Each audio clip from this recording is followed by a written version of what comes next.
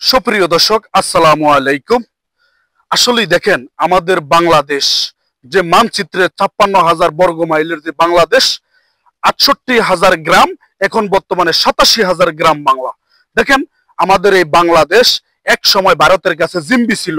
যে জিম্বিটা তো আপনারা বোঝেন, ওই দেশের কাছেই দেশ আমরা বান্দা ছিলাম, হয়তো ১৭ বছর ২২ বছর কারো গণায়। এইভাবে কিন্তু আমরা জিম্বি ছিলাম।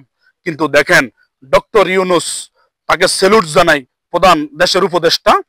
আসলে কিন্তু তার যে মাথায় ঠান্ডা মাথার খুনির যে বুদ্ধি, আলহামদুলিল্লাহ আলহামদুলিল্লাহ শুকুর করতে হয়। আল্লাহ যেন তাকে দীর্ঘ হায়াত দান করে এই দেশে।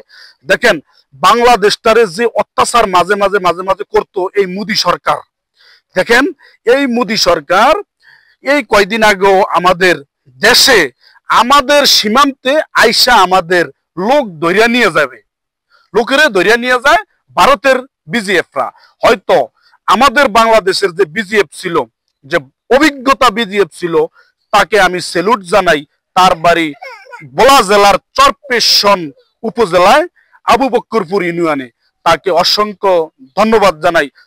বাপকা বেটা সিফাইকা গোড়া লাইক পাদার লাইকশন, তার বুক বড়া যে সাহস, যে পরিচয় দিয়েছে, বেটার মতো বেটায় উনি পরিচয় দিচ্ছে।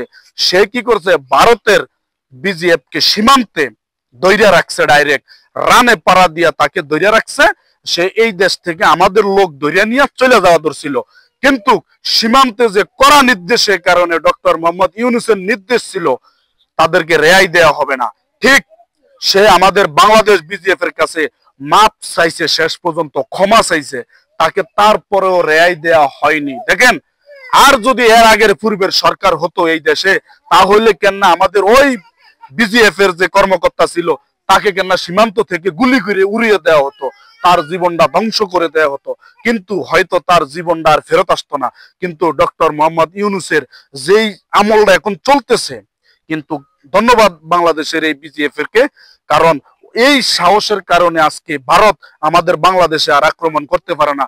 না হলে রাত ফলি সীমান্তে ঠুস করে একটা গুল্লি, ঠুস করে একটা অ্যাক্সিডেন্ট, ঠুস করে একটা মার্ডার যে কোনো সময় হইতো, কিন্তু এখন আর হয়নি।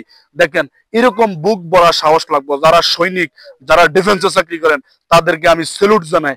আপনারা বুক ভরা সাহস নিবেন, সাহস নিয়ে বাংলাদেশটাকে হেফাজত করবেন। কারণ এই যে সীমান্তে আমাদের মাঝে মাঝে মাঝে মাঝে অ্যাক্সিডেন্ট হতো, মাঝে মাঝে গুলি হয়, মাঝে মাঝে দুর্ঘটনা হয়। কেন? আমরা কি ভারত থেকে কি আমরা কম?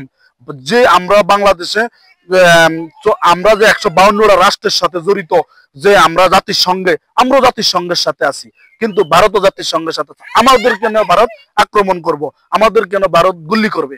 এটা কোন আইনে আছে? কিন্তু সীমান্তে কোনো গুলি করা যাবে না। কিন্তু ডক্টর মোহাম্মদ ইউনূস সেটাই প্রমাণ দিল যে বাংলাদেশ কিন্তু ছোট দেশ নয়, বাংলাদেশ কিন্তু অনেক কিছু পারে। ডক্টর মোহাম্মদ ইউনূসকে আমি আরো ৫ বছর যেন এই রাষ্ট্র উনি চালায়, ওনার যে চালানোর যে অভিজ্ঞতা, দেখেন দেশের যে দ্রব্যমূল্য দাম ছিল, দেশের যে ঝামেলা ছিল, মহান আল্লাহ তাআলার হুকুমতে উনি সবই এখন নিরস্ত কমিয়ে আনছে। দেখেন, দ্রব্যমূল্যের হাহাকার, গরিব দুঃখী মানুষের চিৎকার এখন আর সেটা নাই। ডক্টর মোহাম্মদ ইউনূস স্যারকে অসংখ্য অসংখ্য ধন্যবাদ। এই যে সীমান্তে যে খুব সুন্দর একটা নিরাপত্তা দিয়েছে, অসংখ্য ধন্যবাদ। যে এখন আর অ্যাক্সিডেন্ট, গুলি, হত্যার ফেসবুক খবরে ইন্না লিল্লাহি ওয়া ইন্না ইলাইহি রাজিউন পড়া লাগে না। ধন্যবাদ। সবাই ভিডিওটা দেখবেন, ৬৪ জেলা থেকে, দেশ ও প্রবাস থেকে, যে যেখান থেকে দেখেন, একটা করে শেয়ার করে দিবেন। আমি আপনাদের পাশে আছি। আমার নাম মোহাম্মদ আনোয়ার হোসেন ইমরান। Thank you. দেখা হবে পরের ভিডিওতে। আসসালামু আলাইকুম।